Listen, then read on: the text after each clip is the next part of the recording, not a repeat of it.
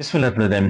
জ্যামিতি অংশে তৃতীয় শ্রেণীর জ্যামিতি অংশে তোমাদের সবাইকে স্বাগতম। যারা আমাদের আগের ভিডিওটা জ্যামিতির আগের ভিডিওটা দেখোনি, অর্থাৎ ওখানে সুন্দরভাবে কোণের সংজ্ঞা এবং বিন্দু রেখা তলের সমস্ত সংজ্ঞাগুলো এখানে বড় উপস্থাপন করেছি। শুধু উপস্থাপন বর্ণনা না, আমরা একের খাতা কলমে চিত্র সহ যেভাবে তোমরা পরীক্ষাতে ফুল মার্ক পাবে সেভাবে তোমাদের সেই উপযোগী এবং খুব সহজভাবে সেই সংজ্ঞাগুলো আমরা উপস্থাপন করেছি। যে সংজ্ঞাগুলো তোমরা পড়লে আচ্ছা আমার বিশ্বাস কখনোই তোমরা আর ভুলবে না। আমরা আজকে দেখো চতুর্ভুজ নিয়ে আমরা আলোচনা করবো। চতুর্ভুজ মানে সুন্দর শুনলেই তোমাদের মনে হয়েছে চতুর্ভুজ মানে চারটা ভুজ বা চারটা বাহু। দেখো এটা একটা চতুর্ভুজ, এখানে দেখো এটা একটা চতুর্ভুজ, এটা একটা চতুর্ভুজ, এটা চতুর্ভুজ। যেভাবে থাক চারটা বাহু থাকলে, চারটা সরল বাহু থাকলে সেটা চতুর্ভুজ, চারটা সরল বাহু থাকলেই চতুর্ভুজ। এই চারটাই, তাহলে এখানে যে তিনটা চিত্র দিয়েছে তিনটাই হলো চতুর্ভুজ। তাহলে চিত্র তিনটে চারটি বাহু চারটি কোণ রয়েছে। আমরা কোণ তো জানলাম, আমরা তো কোণের সম্পর্কে তো বিস্তারিত জানলাম এই যে কিছুক্ষণ আগেই, যে কোণ মানে এই যে এটা, এটা দেখো এর এই কোণটা আছে, এই কোণটা আছে, এই কোণটা আছে, এই কোণটা আছে, এই চারটা কোণ আছে। তাহলে প্রত্যেকটা চতুর্ভুজ যদি আমি এরকম হ্যাঁকা বাঁকাও থাকতো, তাও চারটা কোণ থাকতো, সমকোণ না হোক কিন্তু চারটা কোণ তো থাকতো। তাহলে এগুলো সবই চতুর্ভুজ, যারা চারটা বাহু সেই হলো চতুর্ভুজ। পার্থক্য কি বললো, পাশের চিত্রটার ভিতর পার্থক্য কি বলো, পাশের চিত্রটার ভিতর পার্থক্য কি বলো। এইটা দেখো, এই বাহুর এই বাহু সমান, এই চিত্রটার এই বাহুটা আর এই বাহুটা সমান, আর এই বাহুটা আর এই বাহুটা সমান। দেখো কোনো বাহু সমান নেই। এই চিত্রটা, প্রথম চিত্রটার এই বাহু, এই বাহু, এই বাহু, এই বাহু কোনো বাহু সমান নেই। তাহলে আমরা বলতে পারি প্রথম চিত্রের এবং দ্বিতীয় চিত্রের মিল কোনটা, কোন ছোট পার্থক্য কি, প্রথম চিত্রের চারটা বাহু অসমান, আর দ্বিতীয় চিত্রের বিপরীত বাহুগুলো সমান। প্রথম চিত্রে কোনো কোণই সমকোণ নাই, মানে 90 ডিগ্রি নাই। দ্বিতীয় চিত্রের প্রত্যেকটা কোণই সমকোণ, দেখতে পাচ্ছ। আর তাহলে আমরা এই দুটো পার্থক্য যদি লিখে দিই তাও হবে। চতুর্ভুজ, দেখো আমরা এটাও একটা সহজ ভাবে তোমাদের সংজ্ঞা দিচ্ছি, অর্থাৎ তোমাদের তৃতীয় শ্রেণীর উপযোগী, অর্থাৎ যে সংজ্ঞাটা তুমি সারা জীবন মনে রাখতে হবে সেই সহজ ভাবে সংজ্ঞাটা দেওয়ার চেষ্টা করছি। চারটি সরল রেখা দ্বারা আবদ্ধ ক্ষেত্রকে চতুর্ভুজ বলে, চারটা সরল রেখা দ্বারা আবদ্ধ ক্ষেত্রকে চতুর্ভুজ বলে।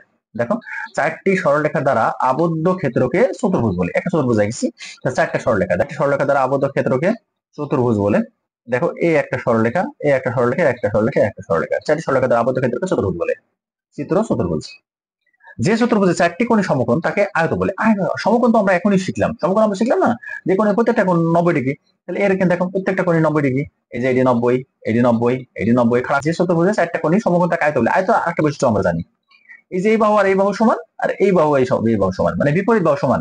আয়তের আরেকটা বৈশিষ্ট্য কি জানি, বিপরীত বাহুগুলো সমান, এই বাহুটা আর এই বাহুটা সমান, এই বাহুটা আর এই বাহুটা সমান। আয়তের দুটো বৈশিষ্ট্য বলে, তাহলে আমরা লিখবো আয়তের বিপরীত বাহুগুলো সমান এবং প্রত্যেকটা কোণ সমকোণ। কি লিখবো, আয়তের বিপরীত বাহুগুলো সমান এবং প্রত্যেকটা কোণ সমকোণ, মানে চারটা কোণই 90 ডিগ্রি। তাহলে একটা চতুর্ভুজে কত ডিগ্রি, কত কত কোণ থাকে বলে দিনি, 4 কোণ 90, মানে 4 নাম 70, 360 ডিগ্রি থাকে।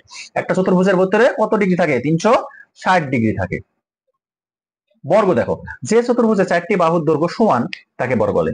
যে চতুর্ভুজে চারটি বাহুর দৈর্ঘ্য সমান তাকে বর্গ বলে। কি বলে, যে চতুর্ভুজের চারটি বাহুর দৈর্ঘ্য সমান, মানে এই যে চিত্রটা আমরা দিছি, দেখো দেখো এই চিত্র বর্গ। তাহলে এই যে একটা এই এই বর্গর চারটা বাহুই দেখো সমান। এখানে আমরা যে বর্গটা ব্যবহার করা হয়েছে সে বর্গটা চারটা বাহু, এই বাহুটা, এই বাহুটা, এই বাহুটা, এই বাহুটা, চারটা বাহুই সমান। আমরা এটা বর্গটা আঁকবো কি করে, দেখো বর্গটা আঁকা খুবই সহজ একটা বিষয়। যে আমরা যদি একটা স্কেল ব্যবহার করো, সেই স্কেলে 3 সেন্টিমিটার যদি নাও, তাহলে এদিকে 3 সেন্টিমিটার, এদিকে 3 সেন্টিমিটার, এদিকে 3 সেন্টিমিটার, এদিকে সেন্টিমিটার। আবার যদি 4 সেন্টিমিটার নাও, তাহলে আমি এখানে ধরো 2 সেন্টিমিটার নিলাম, তাহলে এখানে 2 সেন্টিমিটার, এখানে 2 সেন্টিমিটার, এখানে 2 সেন্টিমিটার। মানে স্কেলের আমাকে সেন্টিমিটার বা ইঞ্চি আমরা চিহ্নিত করে নেবো, নি চারিদিকে সমান সমান দেবো, 2 সেন্টিমিটার, 2 সেন্টিমিটার, 2 সেন্টিমিটার বর্গ হয়ে যাবে। আবার যদি আয়ত আঁকি, তাহলে এদিকে যদি আমি 3 সেন্টিমিটার নিই, এদিকে নেবো 2 সেন্টিমিটার, তাহলে আমার আয়ত আঁকা হয়ে যাবে। বুঝলা, এই চিত্রগুলো এইভাবে দেখো। সহপাঠীদের সঙ্গে আলোচনা করি যে বস্তুগুলো তল, আয়তকার বা বর্গাকার তা বের করি এবং কারণ ব্যাখ্যা করি। এর ভিতরে দেখো যে সহপাঠীদের সঙ্গে আলোচনা করি যে বস্তুগুলোর তল আয়তকার বা বর্গাকার তা বের করি। এর ভিতরে কোন তলগুলো দেখো আয়তকার বা বর্গাকার, বর্গাকার এই যে এটা এটা এটা এখান থেকে দেখো, এটা হলো বর্গাকার, এটা হলো আয়তকার, আর এটা তো বৃত্ত বাদ, এটা কি আয়তকার। আয়তকারের মধ্যে কি আমরা কি বুঝলাম, যার এই বাহু আর এই বাহু সমান, আর এই বাহু আর এই বাহু সমান এবং চারটে কোণের সমকোণ তাকে বলে আয়তকার। এখানে দেখো এটা হলে চারটা বাহুই সমান, তার মানে বর্গ, চারটা বাহুই সমান হলে সেটা হলো বর্গ। আর এই বাহু আর এই বাহু সমান, আর এই বাহু আর এই বাহু সমান হলে সেটা হলো আয়ত। এটা দেখো একটা বর্গ, এটা একটা বর্গ। আর এটা বৃত্ত, এটাও বৃত্ত, বর্গ ওটা বাদ গেল। আয়তগুলো গোল দাগ দেই, দেখ আয়তগুলোকে গোল দাগ দিই, শুধু খালি আয়তগুলোকে গোল দাগ দিই বলছে। তাহলে আয়তগুলোকে গোল দাগ দাও, এটা একটা আয়ত, ঠিক আছে। এই বাহুর এই বাহু সমান, আর এই বাহু এই বাহু সমান, প্রত্যেকটা কোণ সমকোণ 90 ডিগ্রি, এটা একটা আয়ত, দেখছো। আর এগুলা ত্রিভুজ দুটা, এটা আয়ত না, কারণ আয়ত হলে এই বাহু আর এই বাহু সমান হয়ে যাবে, এই বাহু আর এই বাহু, এটা হলো বর্গ, তাহলে ওটাও হলো না। তাহলে আমরা এখান থেকে পেলাম দুইটা। ওটা এখানে দেখো, যে চিত্রটি চতুর্ভুজ তার বাম পাশে টিক চিহ্ন। এখন দেখো আগে আগে আমরা চতুর্ভুজ চিহ্ন টিক চিহ্ন দিই। দেখো এখানে আমরা একটা টিক চিহ্ন দিছি, এখানে টিক চিহ্ন দিছি, এখানে টিক চিহ্ন দিছি। দেখো এগুলা চতুর্ভুজ, এটা তো কি বর্গা বর্গ, সরি এটা হলে কি বক্র, তাহলে তো চতুর্ভুজ না। এটা চতুর্ভুজ, এইটা চতুর্ভুজ, এইটা চতুর্ভুজ। এখন আমরা এবার নাম লিখবো। দেখো এইটা এটা দেখো, প্রথমে যে যে চিত্রটা দেওয়া আছে এই চিত্রটার ক্ষেত্রে দেখো, এই চিত্রটার ক্ষেত্রে, এই যে এই চিত্রটার ক্ষেত্রে, এই চিত্রটার ক্ষেত্রে, এই চিত্রটা আমরা যে দুটো বৈশিষ্ট্য বললাম, বর্গ আর কি আয়ত, তার মধ্যে মিলছে। আয়ত হলে এই বাহু আর এই বাহু সমান হতো, এই বাহু আর এই বাহু সমান হতো, মিললো না। চারটা বাহু, এটা চতুর্ভুজ কিন্তু বর্গও না আয়তও না। এটা এটা দেখো, এই বাহু আর এই বাহু সমান, এই বাহু আর এই বাহু সমান, তার মানে কি এটা আয়ত। এটাও দেখো, এটাও দেখো, আমরা এটা দেখতে পাইছি, এটা এই বাহু আর এই বাহু সমান, আর এই বাহু এই বাহু সমান সমান না, তাহলে এটা বর্গও না আয়ত না। আর এটা কি বর্গ, বর্গ আমরা বৈশিষ্ট্য কি জানি, চারটি বাহু সমান, তাহলে বর্গ বলে। বর্গ চারটা বাহু সমান এবং প্রত্যেকটা কোণ সমকোণ। আর আয়তর কি বিপরীত বাহু সমান, এই বাহু আর এই বাহু সমান, আর এই বাহু এই বাহু সমান এবং প্রত্যেকটা কোণ সমকোণ, এই দিক দুটোর মিল আছে। আয়তর কি এটা আয়ত, তাহলে আমরা এটা পেলাম।